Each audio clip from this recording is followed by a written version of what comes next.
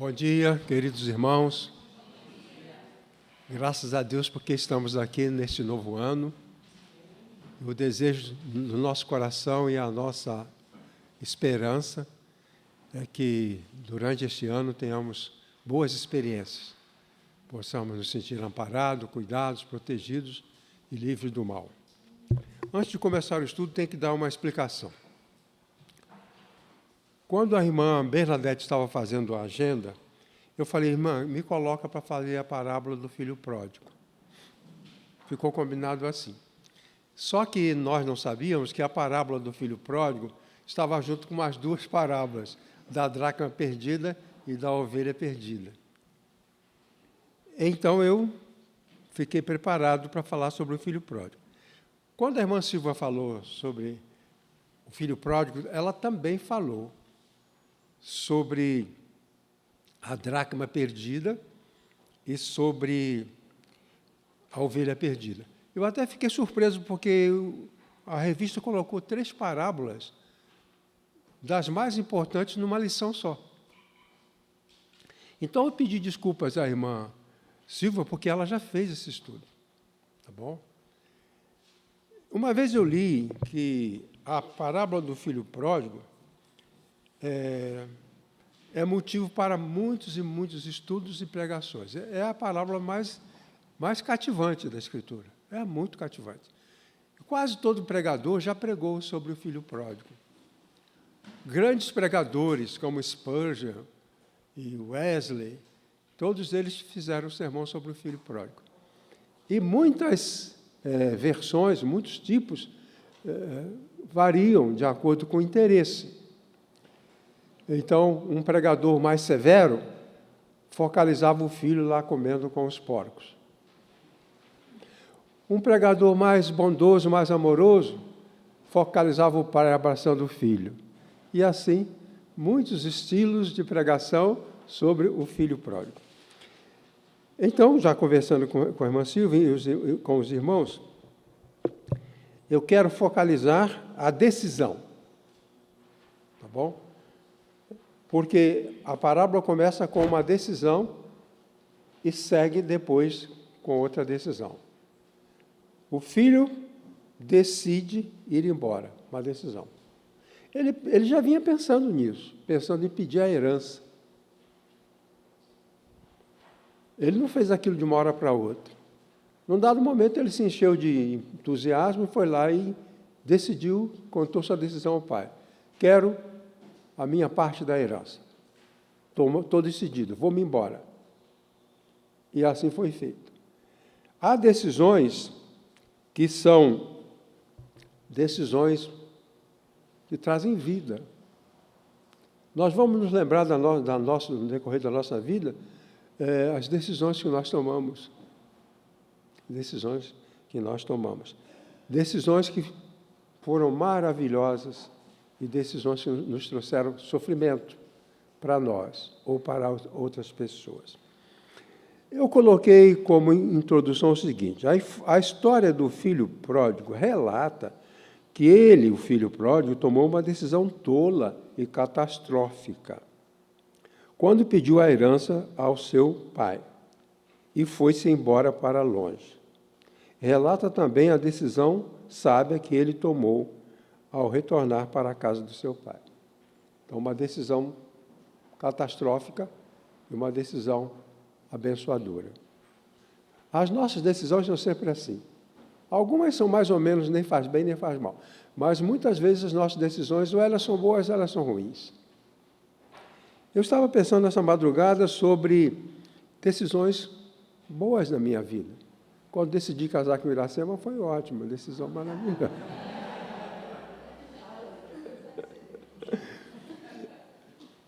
Mas outras nem tanto.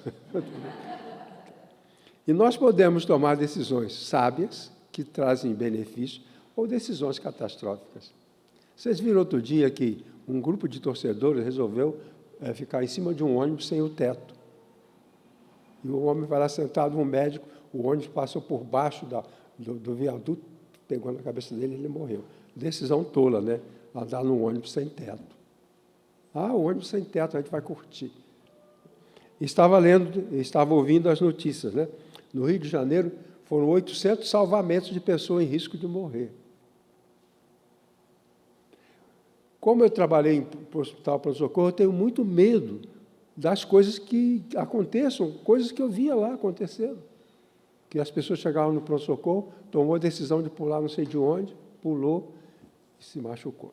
Então, é importante analisar a história do filho pródigo do ponto de vista das decisões. Do ponto de vista das decisões. É sobre isso que nós queremos falar. Quais foram as decisões ruins? Aqui está escrito decisões que levam ao bem e ao mal. Esse mal aqui é com L, então nós falhamos.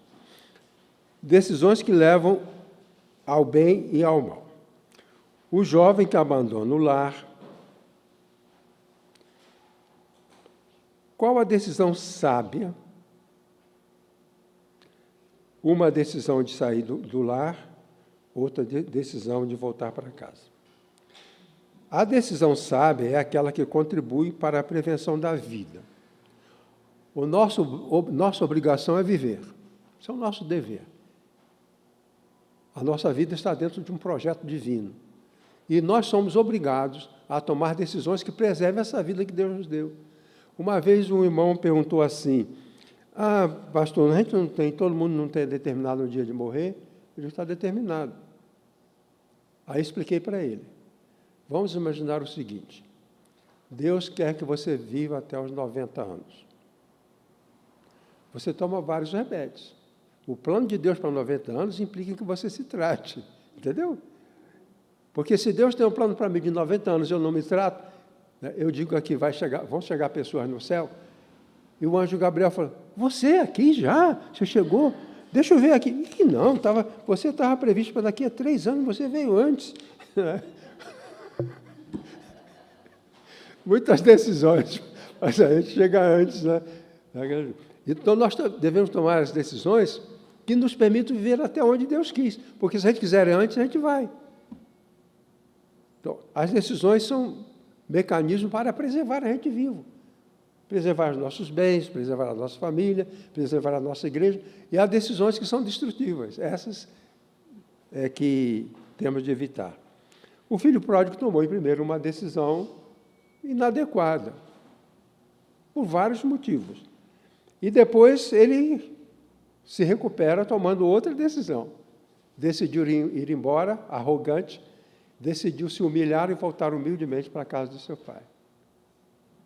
E assim é a história dele, a história do filho pródigo.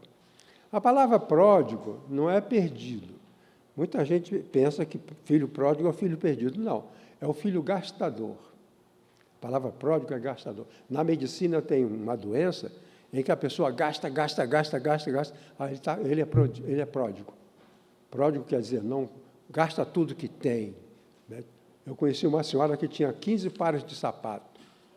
Era doença, essa prodigalidade, ela vai comprar, vai gastar, vai comprar.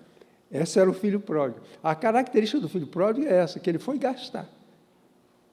Dá dinheiro, me dá a minha herança, eu vou meter o pau nesse dinheiro, eu vou gastar. Esse foi o problema dele. Okay?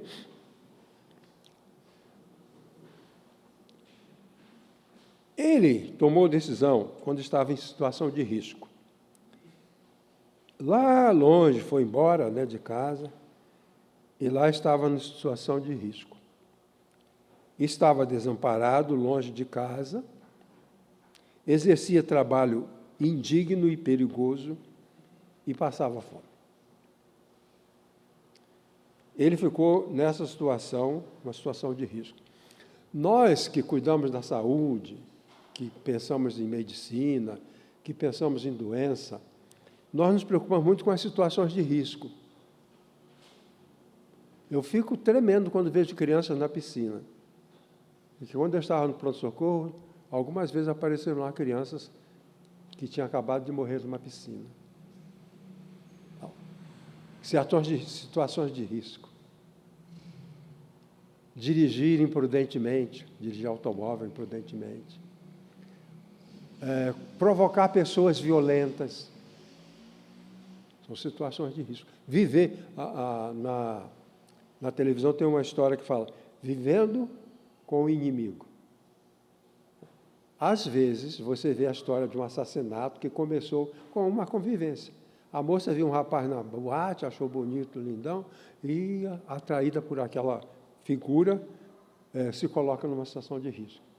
Ele a leva para algum lugar e abusa dela, estupra e mata. São situações de risco. Aliás, a Bíblia fala muito sobre essas situações. Devemos nos cuidar.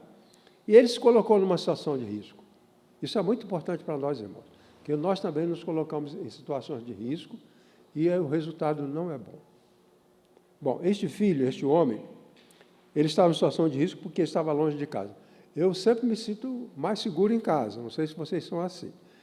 Eu estou no ônibus, há algum risco. Eu estou na rua, numa calçada, há algum risco. Iracema já foi atropelado por uma moto na calçada. Você está andando na calçada para não ser atropelado, é ali mesmo você é atropelado. Está andando na calçada para não ser atropelado, e ali mesmo na calçada a pessoa atropelada. Todas as situações de riscos. E esse moço está numa situação de risco porque ele estava desamparado. Nós queremos voltar para casa, né? Todos nós queremos voltar para casa. Quando a gente trabalha, sai de casa, quer voltar porque em casa a gente se sente seguro. E esse rapaz foi embora de casa. Na igreja, nós nos sentimos mais seguros do que na rua. Mas, às vezes, nós preferimos ficar na rua. Pessoas que poderiam estar aqui, com certeza, ou estão dormindo, ou estão fazendo alguma coisa, estão indo à feira. O pastor Fernando Machado Borges era pastor de uma igreja onde eu fui membro, e naquela igreja tinha a escola bíblica dominical. Eu era o seminarista ali, mas eu não era o pastor. E aí os irmãos não iam à escola bíblica. 3 gatos pingados. Aí um dia ele pediu um irmão para dirigir o culto, foi andar na feira. Encontrou vários irmãos lá fazendo compra. Mas, irmão, hora da escola bíblica, a irmã está aqui fazendo compra. Ah, pastor, é a hora que eu tenho. Nada. A feira dura quantas horas? 6 horas. E o culto dura 1 hora. Então, será que eu não posso tirar 1 hora para o culto e depois tirar 5 horas para ir à feira? E ele não foi bem sucedido, porque ficaram com raiva dele. Não deram razão que ele estava se metendo na vida das pessoas. Às vezes a gente quer aconselhar uma pessoa, mostrar os riscos, e a pessoa não entende. Acha que a gente está se metendo na vida delas. Quando a gente avisa os jovens, fala para os jovens, os riscos, os jovens são afoitos, os riscos. Então, este moço estava em situação de risco. Estava desamparado longe de casa, exercia trabalho indigno e perigoso, e passava fome. Naquele tempo, naquelas regiões, os porcos não eram bonzinhos, igual são os nossos aqui. Os nossos são frutos de engenharia genética, eles são bonzinhos, sei lá, coça, pode até andar com eles no colo. Mas os porcos daquele tempo, naquelas regiões, eram violentos. Então, cuidar de porcos era um risco. Se você caísse no meio dos porcos, eles podiam devorar você. Jesus fala lançar pérolas aos porcos. Não lanceis vossas pérolas aos porcos, porque eles vão provar as pérolas, vão pensar que é comida. Quando eles colocarem a pérola na boca, não é comida, e eles então ficam com raiva e partem para cima da pessoa que jogou as pérolas. Jesus falou, não joguem pérolas. Porque a hora que ele provar as pérolas não é o que ele quer, ele parte para cima de você. Porco não gosta de comer pérolas, mas eles ficam com raiva. Quando eles querem comer, estão com fome e se sentem que foram enganados. Essa era a situação. Por isso a situação do filho pródigo era uma situação de perigo, porque ele estava longe de casa e exercia um trabalho indigno. Trabalho indigno porque, para um judeu, cuidar de porco era a última possibilidade de sobrevivência. O porco era considerado um animal imundo. Os judeus não deviam nem chegar perto de um porco.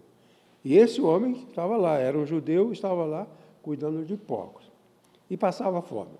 O texto que você leu diz assim, ele desejava comer, desejava encher o seu estômago com alfarrobas que os porcos comiam. Aí vem um acréscimo. e ninguém lhe dava nada. As alfarrobas, em época de fome, era alimento para os animais, eram as plantas que davam no deserto, umas frutas, parecido com uma pinha, e as pessoas, os porcos comiam. Os porcos comiam aquelas frutas, aquele alimento, e os humanos também. As alfarrobas eram alimentos. Eram alimentos que as pessoas comiam. Sobreviviam no deserto comendo alfarrobas. Então, o que aconteceu mais ou menos é o seguinte: o homem era tempo de seca, tempo de fome. O homem encontrou na rua aquele rapaz. Falou: estou precisando de alguém para cuidar dos porcos. Quer ir?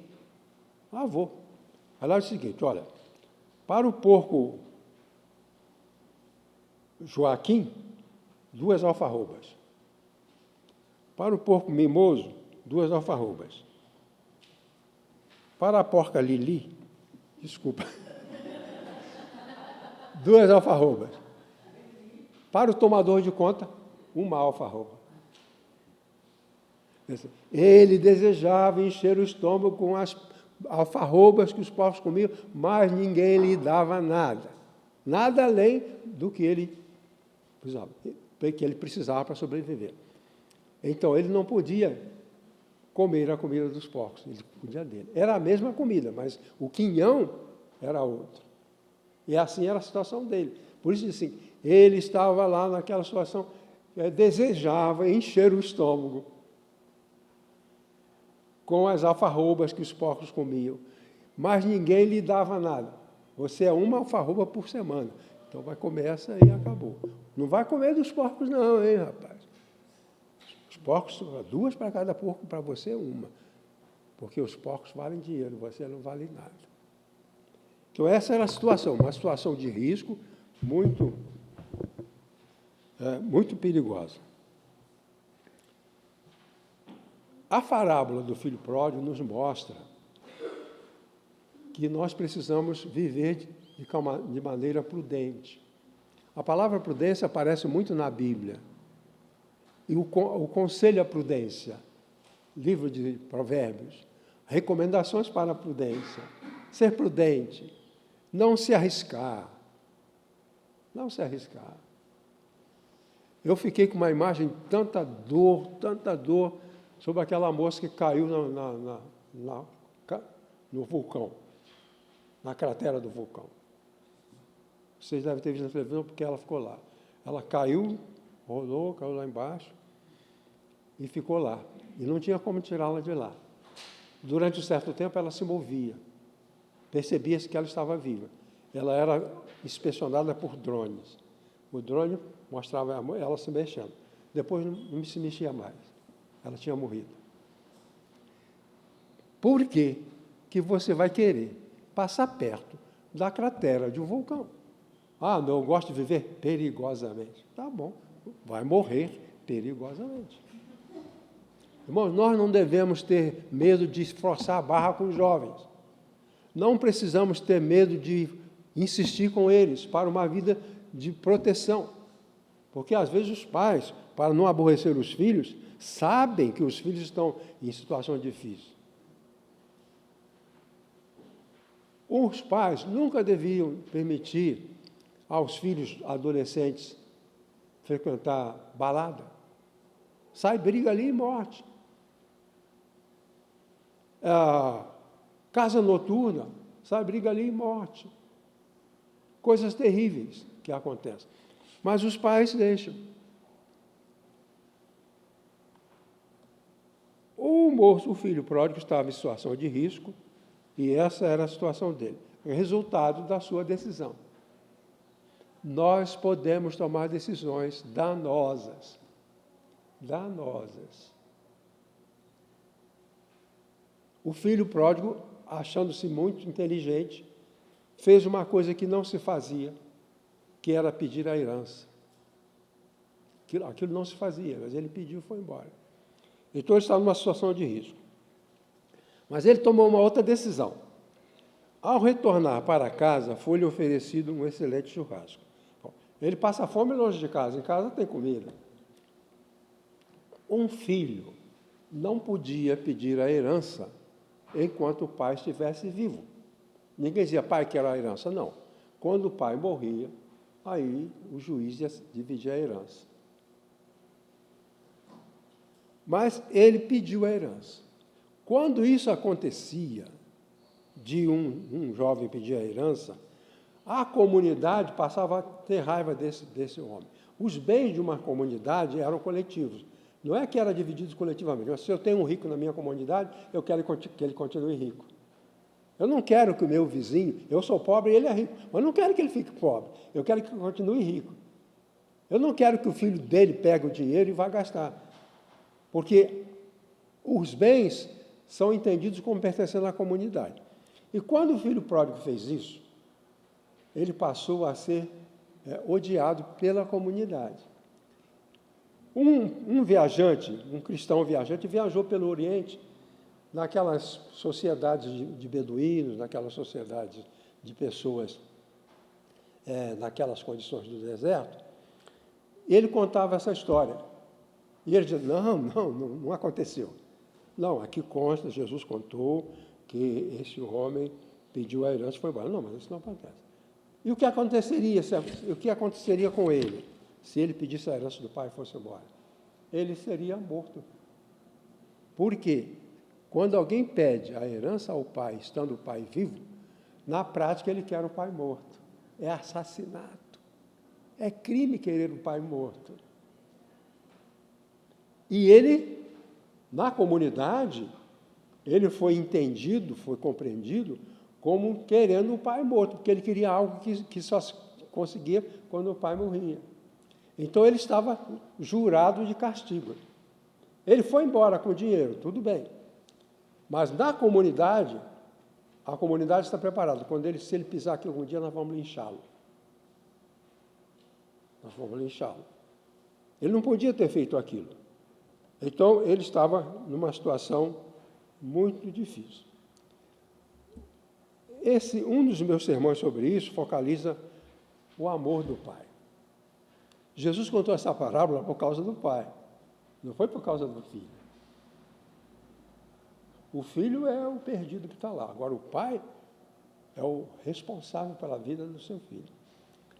Então, o que o texto diz? O texto diz assim, o pai olhava para a estrada todo dia, esperando que o filho voltasse. Um pregador meu falou que ele subia no teto, lá em cima, ficava olhando de lá. Isso não está na Bíblia, mas pode dizer. Que ele subia numa torre e ficava olhando. Por que ele fazia isso? O filho não podia andar até chegar em casa, porque ele seria linchado. Então, o pai ficava olhando. Quando o filho apareceu, ele saiu correndo e abraçou o filho.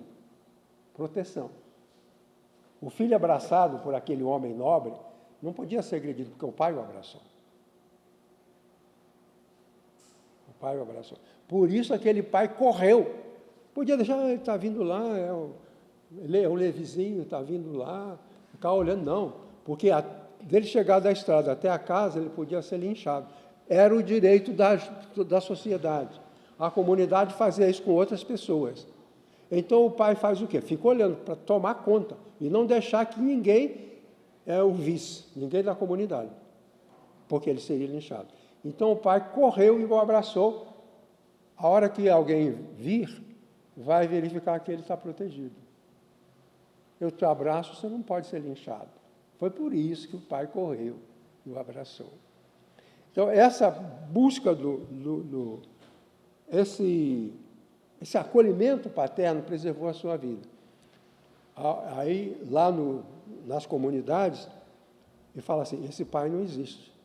Aqui na nossa comunidade não tem um pai que vai abraçar o filho que levou a herança. Ele era destinado ao linchamento. E esse pai, então, vai lá e abraça esse filho e não permite. Mas ele não tem que ficar vivo apenas. Ele tem que ser inserido na comunidade, ele tem que voltar a ser respeitado. A sociedade, a comunidade não o respeitava. Ninguém respeitava um filho que quisesse o pai morto. Eles, então, estão lá, a comunidade é surpreendida. Festa? Na casa do seu João? Festa? O que foi? E o servo falou assim, sai por aí avisando que meu filho voltou. A gente está em festa, chama todo mundo. Jesus contou essa palavra para mostrar esse pai. Para mostrar esse pai. Mandou colocar sandálias nele, porque escravo não usava sandália. O filho, dois tipos de pessoas naquela comunidade, naquela fazenda. O filho que usava sandália e o escravo que não usava sandália. E quando o rapaz chegou em casa, ele não podia ser confundido com o escravo. Então, coloca depressa a sandália nos pés dele. Coloca rápido a sandália nos pés dele. Mas e a mão dele? Essa mão é mão de pobre, miserável. Coloca um anel no dedo dele. Rápido. Pega a melhor roupa. Vista nele. O pai faz isso. Então, Jesus contou essa parábola para mostrar esse pai escandaloso no amor. Isso é um amor escandaloso, que nenhum pai fazia. Por isso, naquelas comunidades que foram visitadas no Oriente, sempre que se perguntava, contava essa história, esse escritor que andou pelo Oriente, visitando as vilas, cidades, e contava essa história. Eles, não, isso não existe. Esse pai não existe. Esse pai não existe. E Jesus queria mostrar isso, falar isso, para mostrar que o nosso Pai é incrível. É incrível no seu amor. É incrível na sua bondade. Então, o pai recebe esse filho. A melhor roupa era uma roupa caríssima. Essa roupa pertencia ao pai. Essa roupa não era para os filhos. A roupa de gala do pai, quando ele recebia o rei na sua casa, ele tinha uma roupa especial para vestir. O melhor vestido. O melhor vestido. Então o pai fala, veja depressa o vestido. O melhor vestido. Para quando alguém chegar aqui, saiba que é ele que está sendo honrado.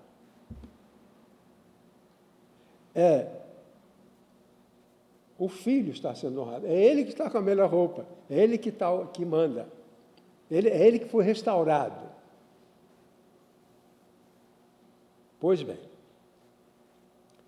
quando ele retornou para casa, o pai, além disso, fez uma festa, né? E falou, traga rápido o bezerro cevado. Havia dois tipos de animais. O animal que era lá para venda, para ser vendido, e um animal que era tratado com cevada. Por isso bezerro cevado, porque os animais comiam mato. Mas tinha o bezerro cevado, que era o bezerro tratado com cevada. A carne era mais macia, era mais saborosa. O bezerro cevado é o bezerro que tinha nas casas das fazendas dos ricos, e ele era tratado com cevada, portanto, era uma carne mais macia. Esse bezerro cevado era para uma reunião muito especial, talvez para receber o rei. Se o rei dissesse, olha, eu vou passar por aí na sua fazenda, então pegava o bezerro cevado para o rei. Agora, esse bezerro cevado é pegado por filho. Por isso é que Bailey diz que esse amor é extravagante, está além do esperado. Isso é incrível, isso não acontece. E lá, até hoje, se você for viajar para o Oriente, naquelas pequenas comunidades, e contar essa história, eles vão dizer, não, esse pai não existe. Tratar como rei um filho traidor, tratar como rei um filho desrespeitoso, tratar como rei a um filho que quis que eu morresse. Esse pai, então, restaura esse filho. Bom, continuando aqui. Ao retornar para casa, foi-lhe oferecido um excelente churrasco. Matem um bezerro. Façam um churrasco. Vamos festejar. Meu filho voltou. Eu acho, irmã Silvia, que não há parábola mais bonita do que essa. As parábolas são maravilhosas. Mas essa palavra de um pai que incrível. Esse pai não existe. Esse pai não existe. Agora, para que o pai fizesse isso, ele teve que se humilhar. Por exemplo, quando ele vai correndo para encontrar o filho pródigo, ele estava se desmoralizando, porque homens dignos não corriam pela rua. Então, ele nunca, cumprindo as normas da sociedade, um homem digno, respeitoso, nunca corria na rua. Então, o pai baixou a sua dignidade para recuperar a dignidade do filho. É o que Deus fez conosco, né? Deus se faz humilde para que nós possamos ser erguidos. O pai demonstra esse amor, é incrível, maravilhoso, e ele recupera o seu filho. Tudo isso é consequência de uma decisão do filho. Aí é que está. Porque a decisão para estar em casa, o pai já tinha tomado. Quando ele vier, ele vai ser aceito. Mas o filho tinha que tomar a decisão. E a decisão dele foi dramática. Quantos empregados do meu pai têm abundância de pão e eu estou aqui passando fome? Vou ter com meu pai. E vou dizer, talvez eu seja morto, talvez eu não seja, talvez eu seja preso, mas eu vou lá. Eu vou lá. E vou dizer, pai, pequei. Pequei contra o céu e perante ti. Não sou digno de ser chamado teu filho. Mas, por favor, me receba como empregado, porque eu lá estou tratando de porcos, morrendo de fome. Aqui o senhor pode me deixar cuidando da carpintaria, fazendo um outro serviço menos indigno. E o pai não conversou, correu com ele, abraçou, correu com ele, levou para casa, falou, olha, meu filho estava morto e reviveu. Meu filho estava morto e reviveu. Vamos festejar. Na minha infância, na minha adolescência, eu ouvia muitas vezes sermões que falavam sobre alegria no céu, quando uma pessoa se converte. E Jesus falou, há alegria no céu, quando uma pessoa se converte. Bom, esse filho experimentou a reconciliação com o pai. O pai se humilhou para engrandecer o filho. Agora o filho é o centro da festa, não é o pai mais. Não é o pai mais. Mas a sua bondade, o seu amor. A gente fala também do filho mais velho. O pai também teria que recuperar o mais velho, porque ele estava perdido também. Também estava perdido, porque não tinha comunhão com o pai. Não basta a gente estar na igreja, não basta praticar atos religiosos, é preciso ter a comunhão com o pai. E esse filho, ele desrespeitou o pai. O filho mais novo e o filho mais velho, ambos mereciam castigo. Por quê? O filho mais velho, quando voltou do campo e viu a festa, ficou com raiva. De acordo com a prática, quando o pai da casa dava uma festa, quando o pai de família dava uma festa, competia ao filho mais velho cuidar da festa. Competia a ele a agilizar. O pai que deu a festa, ele está lá conversando com os amigos, recebendo as pessoas, mas se tem água, se tem vinho, se tem pão, o que precisa era o filho mais velho. E o que ele fez? Não quis entrar. Ele devia estar lá dentro envolvido, mas ele chegou, olhou, não quis entrar. Mas o pai recupera também. Eu vi na adolescência um filme sobre o filho pródigo. A última cena do filme mostra o pai abraçando o filho mais novo e abraçando o filho mais velho. Os três abraçados. Eu não me lembro do filme, a não ser o que está na Bíblia, eu me lembro. Mas aquela cena final, né, que estava lá o pai, aquele pai, recuperou o filho que estava longe e recuperou o filho que estava em casa. Perdido longe, perdido perto. Recuperou os dois. Esse é um pai maravilhoso.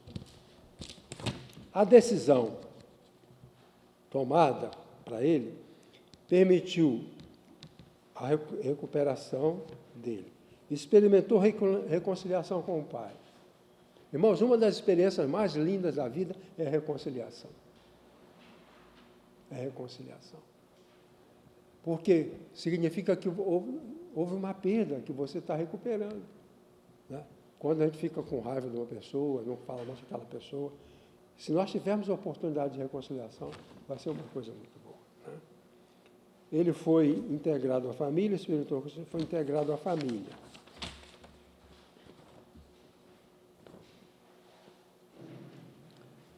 Foi aceito pela comunidade. Então, aquele rapaz que estava sujeito a um linchamento, se o pai dele o abraçou, eu também abraço. Porque ele não ofendeu a mim, ofendeu o pai. Se o pai o perdoou, eu também perdoo. Assim nós devemos pensar. Se Deus perdoou o meu irmão, por que eu não posso perdoar? E assim toda a comunidade perdoou esse moço, foi todo mundo para a festa. Foi todo mundo para a festa. Foi aceito pela comunidade. Pode andar livremente pela cidade. Não é mais um foragido. A sábia decisão é aquela que permite a recuperação da dignidade perdida. Continuando. Dignidade é a qualidade moral que infunde respeito, consciência de valor próprio, honra, autoridade, nobreza. A evidência de recuperação da dignidade do filho pródigo está em que ele recebeu a melhor roupa, o anel de autoridade, as sandálias de filho, o bezerro cevado. Conclusão. Decisão é um ato pessoal, produzido na mente e que determina os rumos da nossa vida. É um ato pessoal. Cada um decide de acordo com o que está no seu coração. E vai se comportar mediante essa decisão. Pode estar em risco de vida ou pode estar sendo salvo. As decisões podem ser tolas, trazendo grandes danos para o ser humano. A recomendação é que tomemos decisões sábias, que produzem uma vida feliz e de sucesso. As decisões sábias dependem de orientação divina, reflexão e bom senso. Pessoas que se colocam em risco não têm bom senso. Quando uma vez quiseram derrubar, levaram Jesus lá no alto do morro para jogar ele de lá. O que ele fez? Saiu e foi embora. O plano dos fariseus era matar Jesus. Jesus sabia que era uma situação de perigo e ele se evadiu. Não deixou que aquilo acontecesse. Em outras situações também, Jesus se protegeu. E ele falou, ainda não é chegada a hora. Vai chegar a hora quando eu não vou fugir mais. Mas, por enquanto, não é chegada a hora. Então, se vocês quiserem me matar, eu não vou deixar. Se quiserem me machucar, não vou deixar. Jesus não aceitou nenhuma agressão, a não ser depois que preso, que estava dentro do programa, e ele já havia anunciado aos seus discípulos. Façamos a oração de Moisés. Senhor, ensina-nos a contar nossos dias, de tal maneira que alcancemos corações sábios. Pensando que é um novo ano, pensando nas novas possibilidades, que Deus nos ajude a tomar decisões sábias, em qualquer situação, em qualquer circunstância. Decisões erradas precisam ser corrigidas. O filho pródigo fez isso.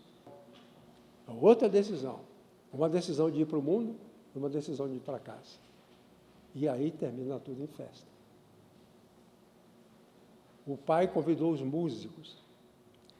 Os músicos eram convidados pela chegada do rei.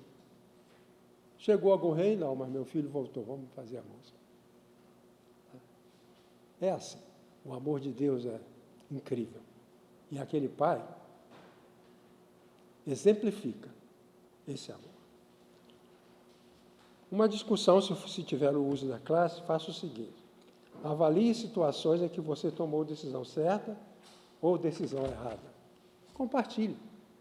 Eu já falei, compartilhei decisão certa. Casei com a Iracema. Outra foi que eu fui para o seminário estudar teologia. Foi outra decisão também certa. E assim por diante. Outras não foram boas. Mas nós precisamos fazer como Moisés. Que sejamos sábios e alcançar corações sábios.